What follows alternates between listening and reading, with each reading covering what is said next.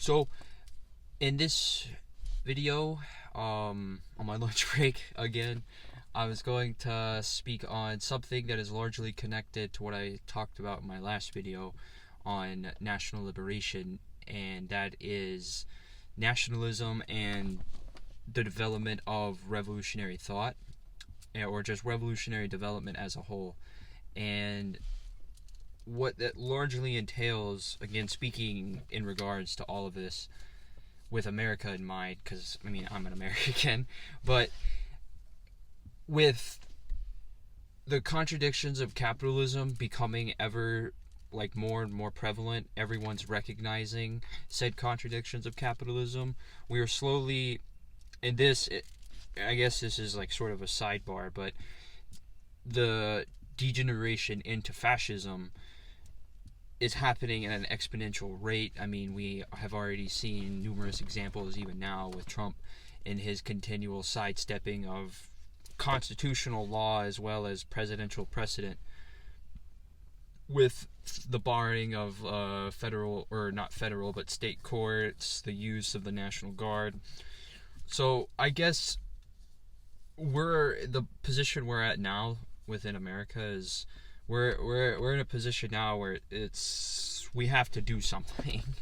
And what the first thing that I guess bars any revolutionary thought from forming, specifically within America, is that since we are the head of the capitalist hydra, we are our culture, our society, American culture, American society, is dominated by bourgeois cultural hegemony. And in a nutshell, cultural hegemony is what Anton Gramsci describes as the ruling class's perpetual maintaining of a status quo through their own culture. And I guess with America, that would be like, the rampant gun culture, democracy, freedom, all that stuff, like meritocracy, more like the myth of meritocracy, that you can come to America and, do all that. And that is like bourgeois culture. We live within this society that is perpetrated by a bourgeois cultural hegemony that keeps us in a sort of perpetual cycle of violence that is mostly systemic violence. And that is one of the main reasons why we as a working class lack our own culture. And a working class culture is one of the major steps towards developing any form of revolutionary thought. Because a working class culture could lead to, like mass line theory, similar to what the Chinese are doing. And mass line will allow for the scientific development of socialist theory.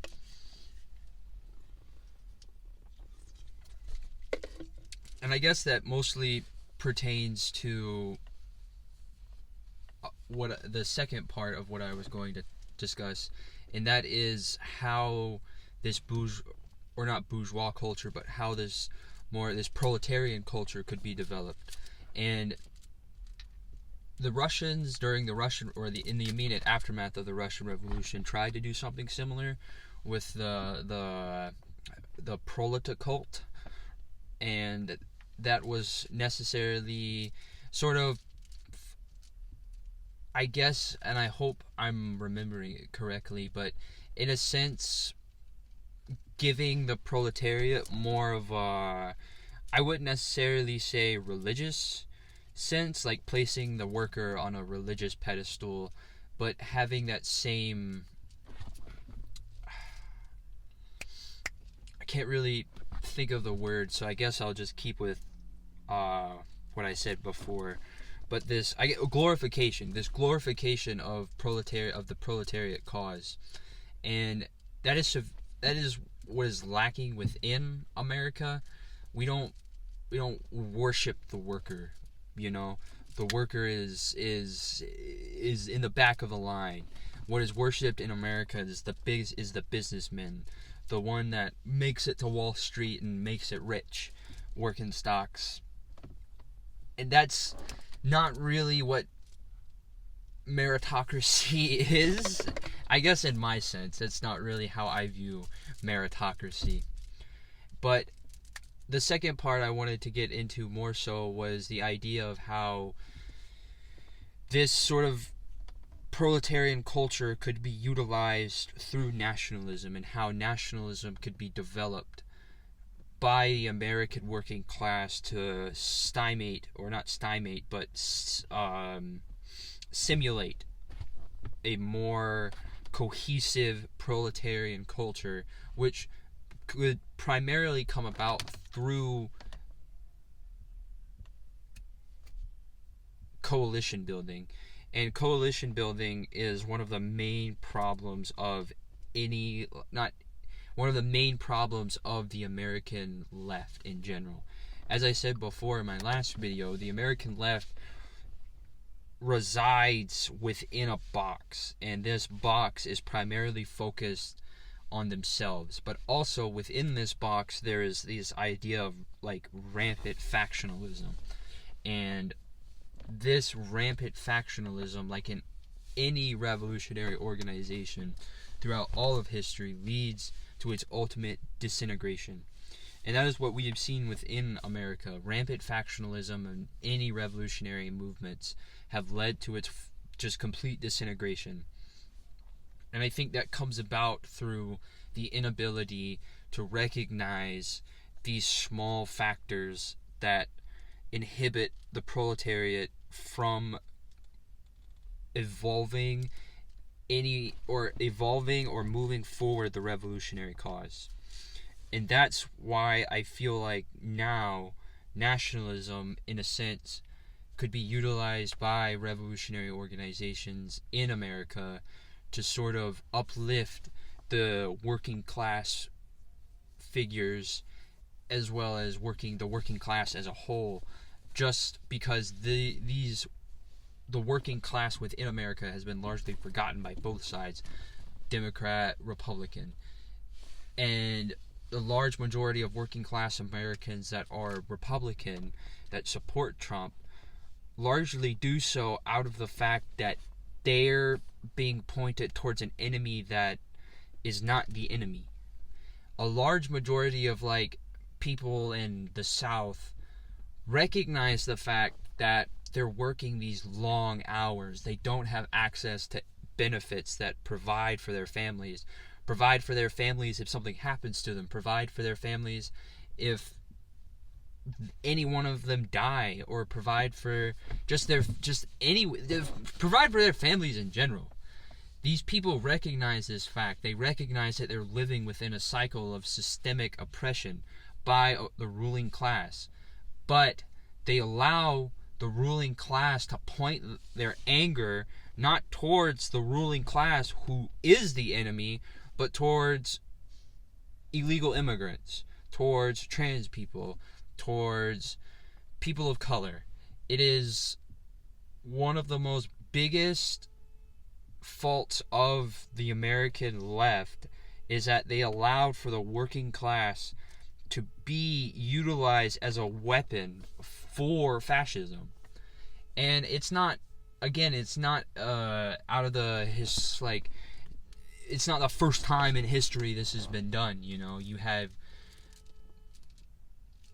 lumpen proles have been used by fascist organizations throughout history to come to power, and it is our own fault for allowing this, because we have not yet come together to pool our own resources to form these coalitions to actually stop this fascism from occurring. And I don't know. I guess I'll end it there. But I guess I'll use the last little bit to just talk about what I plan on doing with the channel in general. And that is to just keep making videos like this, where I just talk about these sort of topics that I want to talk about.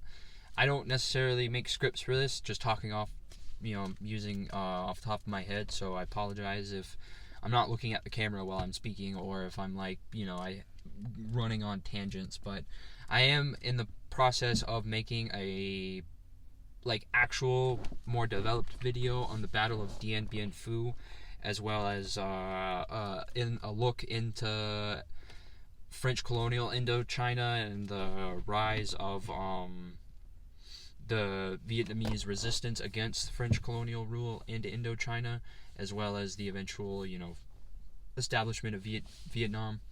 So that's what I plan on doing, but I am actually making a script for that and plan on actually doing making a video out of that.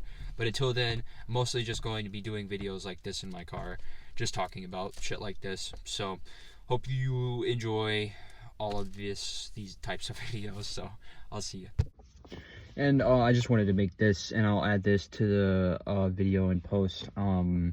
Sorry for my camera angle being messed up, as well as the audio being probably a lot worse than the other clip, because of I took out my microphone for it. But I just wanted to add this, and that was how American cultural hegemony basically is. It goes back to the beginning of American imperialism.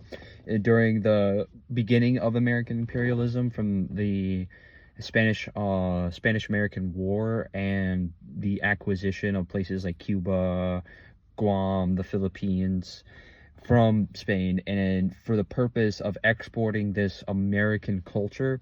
And that's also what American culture does. It is exported through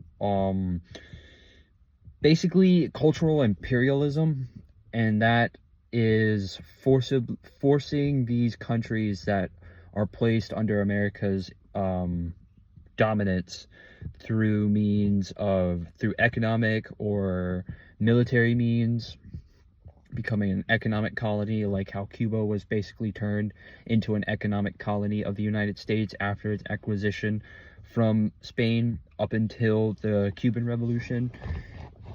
This exploitative nature of American culture in general, it is a